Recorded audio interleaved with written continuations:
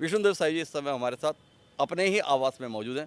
तो साई साहब बहुत बहुत स्वागत आपका। जी और जी। सबसे पहले आपको नमस्कार हार्दिक आपको। बधाई जी धन्यवाद। कि आपने 2 साल बतौर मुख्यमंत्री पूरे किए।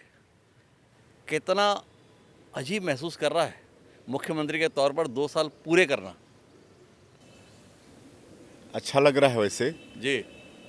2023 13 दिसंबर को हम लोग शपथ लिए थे और 2 वर्ष पूरे हो रहे हैं। तो सबसे पहले तो मैं छत्तीसगढ़ की देवतुल्य जनता को नमन करता हूं।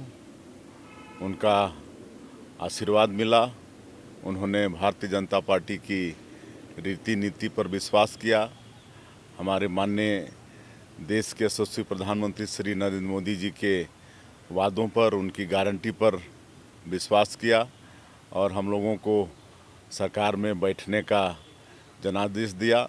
तो उनका बहुत बहुत नमन है। और एक बड़ी चुनौती थी, एक तो सबसे बड़ी चुनौती थी कि पिछली जो सरकार थी उसने छत्तीसगढ़ की जनता का विश्वास खोया था, क्योंकि उनके कार्यकाल में पूरे प्रदेश में अपराध बढ़ा था। एक तरह से छत्तीसगढ़ अपराध गढ़ बन गया था और भ्रष्टाचार भी बहुत हुए थे, कई स्कैम हुए और लोग दंडित होना भी शुरू हो गए थे। तो हम लोगों की सरकार बनी तो सबसे पहला तो चुनौती था कि जनता का विश्वास हासिल करना। और मैं समझता हूं कि आज 2 वर्षों में जनता का हम लोग विश्वास प्राप्त करने में सफल हुए हैं। और मोदी की गारंटी में कई वादे थे छत्तीसगढ़ की 3 करोड़ जनता से।